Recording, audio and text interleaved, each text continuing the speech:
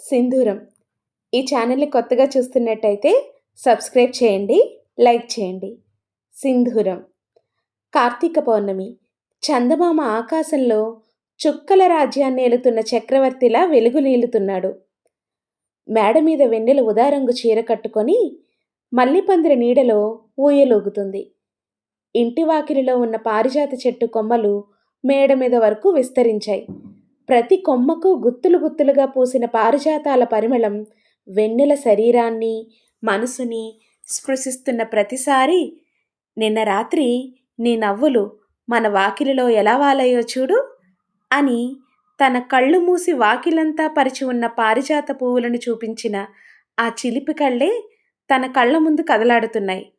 మల్లెపూలంటే తనకిష్టమని మేడ మీద వరకు తీగన పాకించి ఎంతో అందంగా మల్లెపందిరితో తనకి ప్రేమ మందిరాన్ని కట్టిన ప్రేమికుడు. తప్పదు నీకు, నువ్వు నా ఊహలతోనే ఊరేగాలని అందులోనే ఊయలు కూడా పెట్టిన రసికుడు ఆ సూర్య. వస్తే 3 నెలల తర్వాత వస్తాను, జాగ్రత్త అని చెప్పి వెళ్ళాడు. ఆ లెక్క ప్రకారం అయితే గురువారం రావాలి. ఈరోజు ఆదివారం. వెన్నెల ఎదురు చూస్తూనే ఉంది. మనసైన వారి కోసం చూసే ఎదురుచూపులు మరింత అందంగా ముస్తాబవుతాయి. అందుకే ఆ ఉదాచీర. అమ్మా, కిందకెళ్దాం అంటూ కొంగు పట్టుకు లాగుతోంది 4 ఏళ్ల హాసిని. రా అని హాసిని వేలు పట్టుకొని నెమ్మదిగా మెట్లు దిగుతోంది వెన్నెల. అర్థమవుతుందా ఇప్పుడు? ఇప్పుడు నీకు 7వ నెల. ఆ చీర కట్టుకోవడం అవసరమా? తగుదునమ్మా అని మెట్లు దిగడం ఎక్కడం. ఎందుకొచ్చిందా బాధ? నైటీ వేసుకోవచ్చు కదా. కింద నుంచి గదమాయించింది రత్నం. ఈ ముసలిదానికి అన్నీ కావాలి మనసులో అనుకుని పైకి మాత్రం అలాగే అత్తమ్మా అన్యమనస్కంగా సమాధానం చెప్పి ఇంటిలోనికి వెళ్ళింది. నా పెద్ద కోడలేదే? వెనక నుంచి చిన్న అరుపు లాంటి విరుపు. అసలే సూర్య ఇంకా రాలేదన్న దిగులుతో ఉన్న వెన్నెలకి పెద్ద కోడలేదే అని అనేసరికి చూడలేదత్తమ్మా కాస్త విసురుగా చెప్పి తన గదిలోకెళ్ళింది హాసినిని తీసుకొని. గడియారం 9 గంట కొట్టింది. సూర్య పెళ్లికి ముందు ఇదే నీ కోడలు అని ముద్దు చేసి మరీ తన అమ్మ చేతిలో పెట్టింది దానినే. అదే డాలీ. పేరుకు తగ్గట్టే నైస్గా, అందంగా, తెల్లగా తోకూపుకుంటూ ఇల్లంతా తిరుగుతుంది. ఇంటి పెత్తనం దానిదే అన్నట్టు. ఎంతైనా పెద్ద కోడలు పెద్ద కోడలే, దానికి అనకువ ఎక్కువ. ఇది ఎక్కడికెళ్ళిందని గొణుకుతూ డాలీని వెతుకుతోంది రత్నం. హాసిని తన నాన్నిచ్చిన టెడ్డీని, వాళ్ళమ్మ చేతిని గట్టిగా పట్టుకొని ఎడమ ప్రక్కగా పడుకుంది. తన కూతురి చిట్టి చేతులలో బందీగా ఉన్న చేతిని నెమ్మదిగా తీస్తూ నిద్రపోతున్న తన కూతురు కళ్ళవైపు చూసింది. అచ్చం వాళ్ళ నాన్నలాగే నిశ్చలమైన జలపాతంలా అందంగా నిద్రపోతోంది హాసిని. సూర్యుని కళ్ళల్లో నింపుకొని హాసిని వైపు చూస్తోంది వెన్నెల. దీనికి దానికన్నా పొగరెక్కువైంది. లోపలికి రమ్మంటే రానంటుంది. ఆ గేటు దగ్గరే ఉంటానంటుంది. రుసరుసలాడుతోంది రత్నం డాలీ వైపు చూస్తూ. ఏమే రత్నం, ఆ నోరు లేని దాంతో నీకెందుకే? నువ్వు రావే లోపలికి అనునయంగా పిలుస్తున్నాడు నాయుడు. అవును, నీ కోడలికి నీకు నోరెక్కడది? నోటిలో వేలు పెడితే కొరకలేని అమాయకులు మీరు. నేనేగా నోరేసుకుని ఊరి మీద పడిపోయేది. నిష్ఠూరాలాడుతూ ఇంటి తలుపేసి లోపలికి వెళ్ళి గదిలో ఉన్న నాయుడు దగ్గరికెళ్ళి నీళ్లందించింది. గేటు దగ్గర ఒకటే మొరుగుతుంది డాలీ. దానికి చెవిలో ఊదుంటాడు మహానుభావుడు. 3 నెలల తర్వాత వస్తానని. అందుకే అది అలా మొరుగుతుంది. అయినా ఈ మహాతల్లి మల్లెపువ్వులా తెల్లని యూనిఫామ్లో వచ్చే నా మొగుడిని గేటు దగ్గరే ఆపి పైకి ఎగిరి ఒళ్ళంతా నాకేసి తన ప్రేమంతా ఒలికించి నలిపేసిన తర్వాత గాని నా దగ్గరికి పంపదు. నిజమే, అదే మొదటి భార్య మా ఆయనకి మనసులో అనుకుని గది నుంచి బయటకొచ్చి ఇంటి తలుపు తీసింది. డాలీ, ఇలా రావే, ఈ మెట్ల దగ్గరికి వచ్చి పడుకో అంది. వెన్నెల మనసు డాలీ పసిగట్టగలదు. అందుకే అది వెన్నెల కాళ్ళ దగ్గర వరకు చేరుకొని తన ముందరి 2 కాళ్ళని పైకి లేపి వెన్నెల కళ్ళవైపు చూసింది తదేకంగా.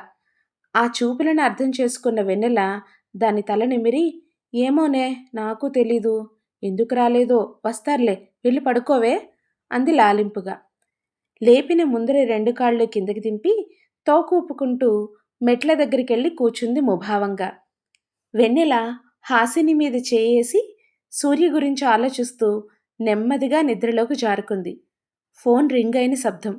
ఫోన్ తీసి హలో అంది నిద్రమత్తులో. బాబీ మే శుక్లా कैसे हो बेटी कैसे है सब कुछ ठीक है आप कैसे है అంది వెన్నెల. బా భాబీ భయ్యా कौन सी शिप में गया అడిగాడు శుక్ల. मेरे को नहीं मालूम वो बात आप हम लोग से नहीं बताएंगे ना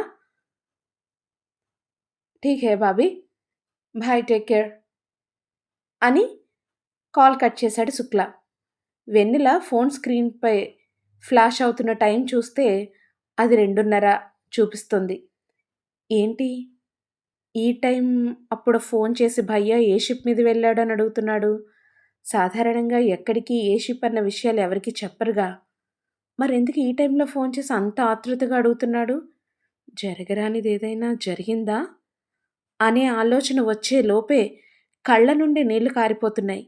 ఒళ్ళంతా చల్లబడి వణుకుతూ గుండె ఒక్కసారి బరువెక్కుతుండగా వెంటనే శుక్లాకి ఫోన్ చేసి, Shukla just tell me I can take it అనంది. కానీ వెక్కి వెక్కి ఏడుస్తుంది.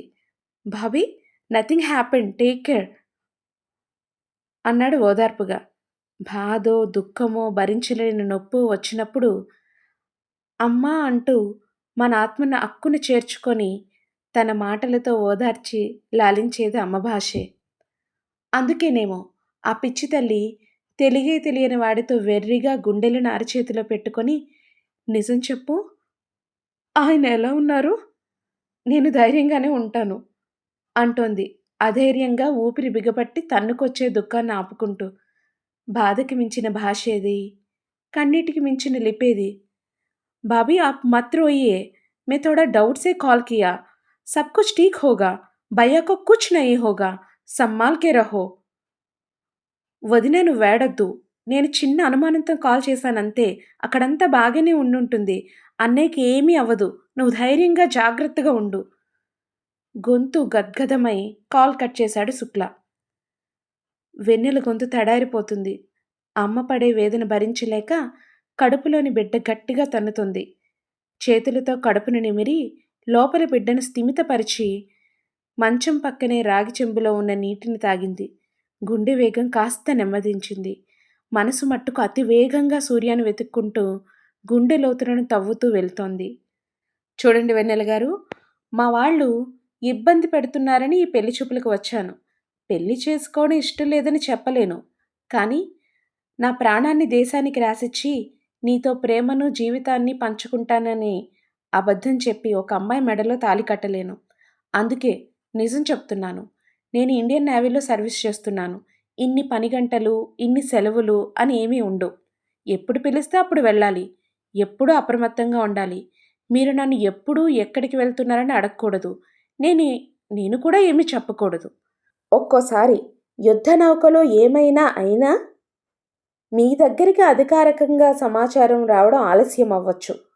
ఒక్కోసారి అంతుచిక్కని కారణాల వల్ల నిర్దిష్ట సమాచారం లేకపోతే 7 సంవత్సరాల వరకు మీకు కూడా సరైన సమాచారం అందించడం కుదరకపోవచ్చు. మేము సర్వీసులో ఉన్నప్పుడు సెల్ ఫోన్ వాడకూడదు. మీరు ఎంతటి విపత్కర పరిస్థితుల్లో ఉన్నా నేను మీతో ఉండడానికి కుదరకపోవచ్చు. ఎలా ఉంటుందండి మా జీవితం? మీరు పర్లేదు, అందంగానే ఉన్నారు. దానికన్నా మీ కళ్ళల్లో కనిపించే ధైర్యం నాకు నచ్చింది. ఎందుకంటే నాకన్నా మీరే ఎక్కువ ధైర్యంగా ఉండి కుటుంబాన్ని నడిపించాల్సి వస్తుంది. మీరు నేను చెప్పిన నా జీవితం గురించి ఆలోచించి ఒక నిర్ణయానికి రండి. కంగారు లేదు. మీ అమ్మగారు నాన్నగారు చెప్పారని ఒప్పుకోకండి అన్నాడు సూర్య వెన్నెల వైపు చూస్తూ. కోటి ఆశలతో కళ్యాణ జీవితం గురించి కలలు కనే కన్నెపిల్లకు ఆహ్లాదం కలిగించే మాటలకు బదులుగా అతడి నుండి తూటాల్లాంటి మాటలు తగిలినాయి. వెన్నెల మనసు బాధతో విలవిలలాడింది. కానీ తరువాత స్థిమితపడి ఆలోచించే కొలది అతనిలోని ఫ్రాంక్‌నెస్, స్థిర నిర్ణయాలు, దేశం పట్ల అంకితభావం ఇవన్నీ అతన్ని ఇష్టపడేలా చేశాయి. ఇటువంటి భర్త నీడలో జీవితానికి ఓ సార్థకత ఏర్పడుతుందని భావించింది. వెన్నెల సూర్య వైపు ఆరాధనగా చూసింది. వెన్నెల, ఎందుకలా చూస్తున్నారు? నా గురించి మీకన్నీ చెప్పి, మీ గురించి నేను ఏమీ అడగలేదనా? నన్ను పెళ్లి చేసుకుంటే ఎక్కువగా సర్దుకుపోవాల్సింది, ప్రేమను మోయాల్సింది, పెంచాల్సింది కూడా మీరే.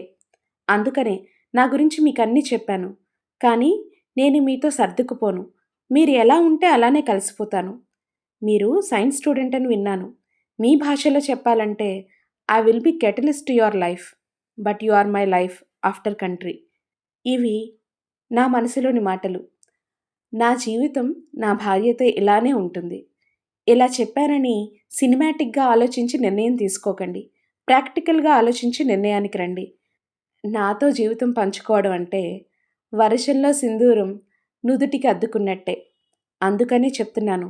బాగా ఆలోచించే ఒక నిర్ణయానికి రండి అన్న సూర్య మాటలు గుర్తుకు వచ్చిన వెంటనే అద్దం దగ్గరికి వెళ్ళి సింధూరం సరిచేసుకుంది వెన్నెల. వెనువెంటనే నీకు తోడున్నానంటూ కన్నీళ్లు మళ్ళీ మొదలయ్యాయి. తరువాయి భాగం రేపు చెప్తాను. లైక్ చేయండి, షేర్ చేయండి, సబ్స్క్రైబ్ చేయండి. మీ అభిప్రాయాన్ని కామెంట్ రూపంలో చెప్పండి. మళ్ళీ భాగంతో మళ్ళీ కలుద్దాం. మీ భాగి. ధన్యవాదాలు.